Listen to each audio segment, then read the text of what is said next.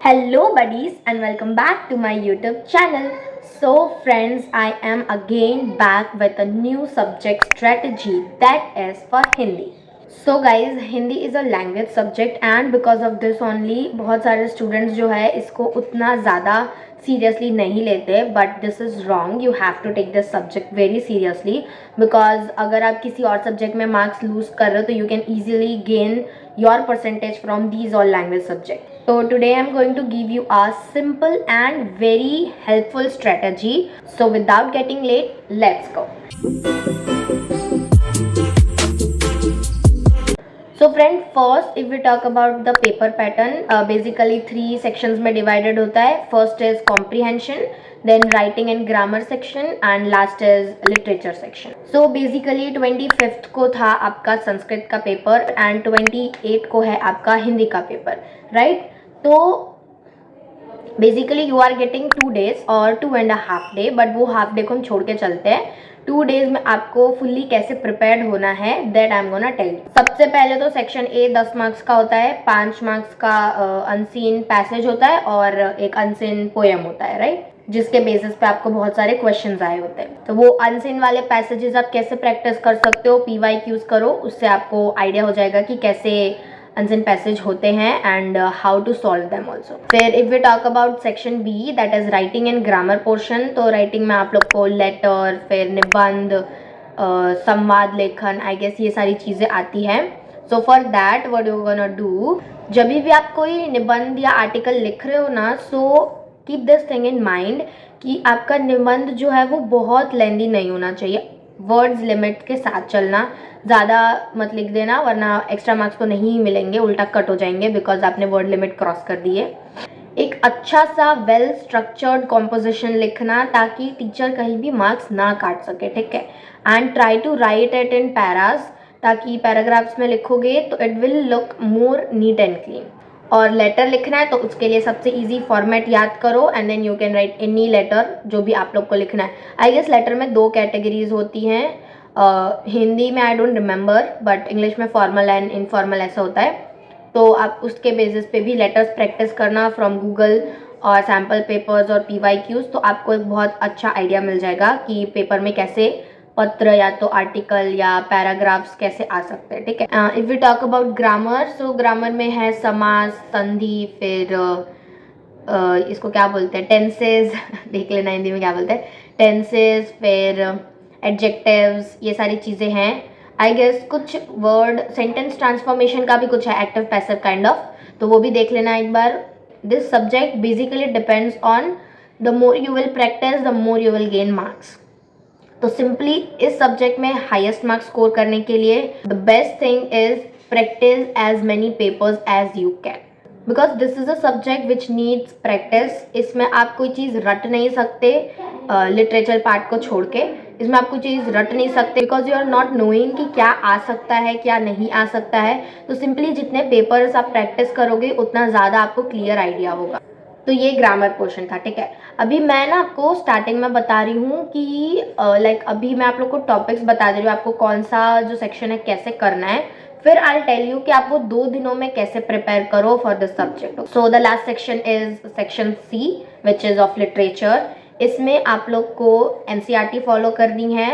For grammar portion you can follow any guide also जिसमें बहुत सारे क्वेश्चंस दिए हो ताकि आप उसे प्रैक्टिस कर सको, ठीक है.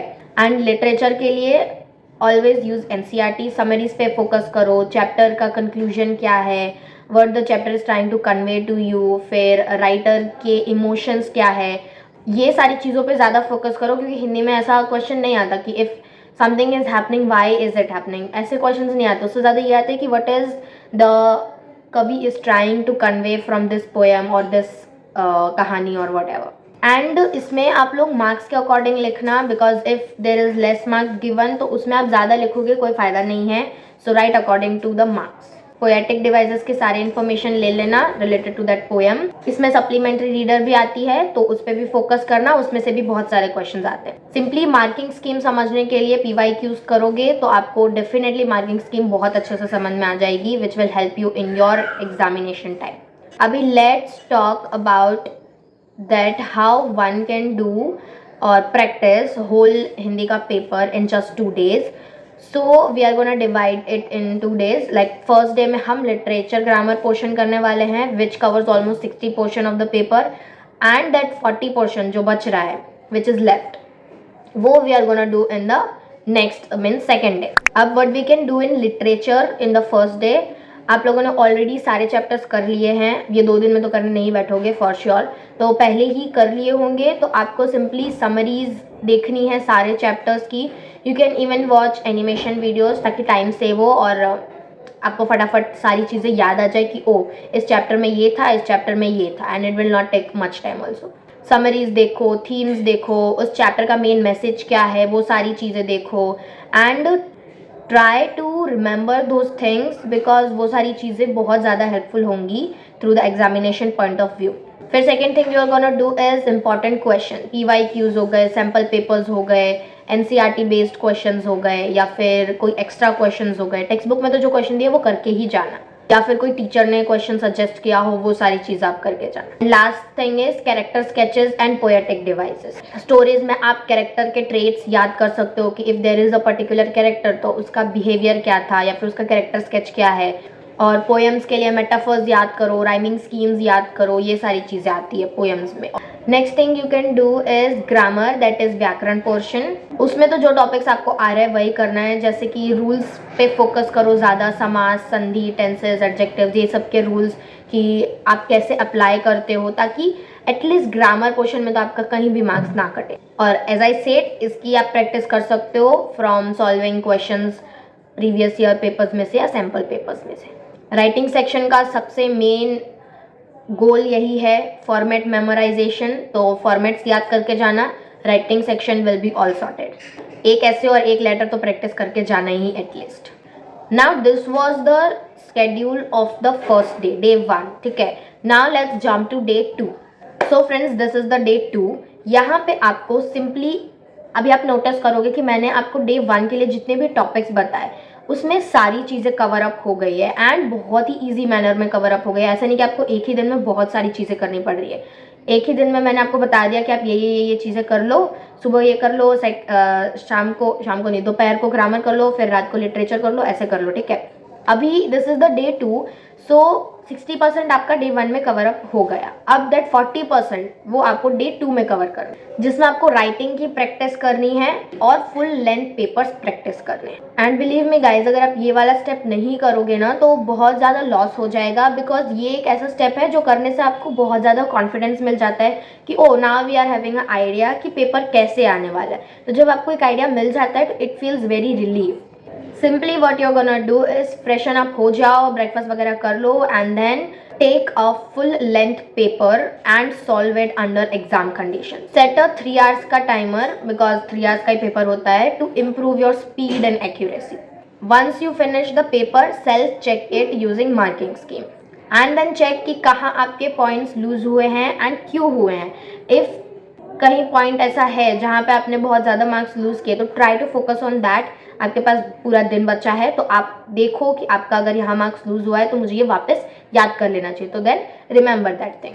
And this step is crucial because आप पेपर्स नहीं प्रैक्टिस करोगे तो you will not get any idea कि आपको कितना याद हो गया है, कितना याद नहीं हुआ है. और एक बार पेपर कर लोगे तो आपको पता चल जाएगा कि ओ मेरा ये चीज़ तो बाकी है, मुझे ये याद ही नहीं हुआ है. तो फिर यू आर हैविंग टाइम कि आप उसे रिवाइज कर लो. और अगर कोई टॉपिक ऐसा है जो बहुत आप याद करो फिर भी you are not able to memorise it, so do a thing, simply आप नोट बना लो और एग्ज़ाम में जाने से पहले, लाइक सुबह नहीं, मतलब हाँ सुबह पर सेंटर पर पहुंचने के बाद नहीं, सुबह सुबह यू कैन डू कि आप उसे रिवाइज करो, उसे 4-5 बार पढ़ो तो वो आपके दिमाग में रह जाएगा. तो फिर when you are going to give your paper आपको वो चीज़ याद रहेगी. And last thing, relax and sleep well. Do not take any tension. Everything will go right. At least take 7 to 8 hours sleep because it is necessary.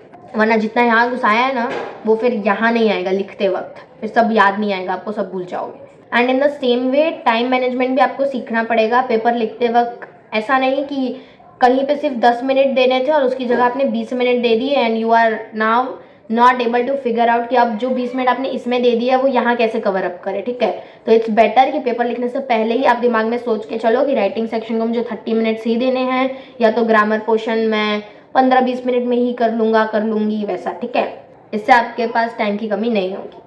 And you will get sufficient time for revision also, ताकि आप last में पूरा paper एक बार revise करो कि आपने सही से लिखा है कि नहीं, क्वेश्चंस चेक करो, आंसर चेक करो। ये चेक करना भूलना नहीं कि आपसे कहीं गलती से कोई क्वेश्चन छूट तो ना गया हो, ठीक है। So you have got this, stay confident and do your best. So friends, that's for all, and I hope you liked my video. All the best for your last second main subjects का paper. Last is your maths का paper. उसके लिए भी I am going to give you some strategy and tips. And thank you so much for watching. Don't forget to like, share and subscribe my channel. Till then, take care and bye.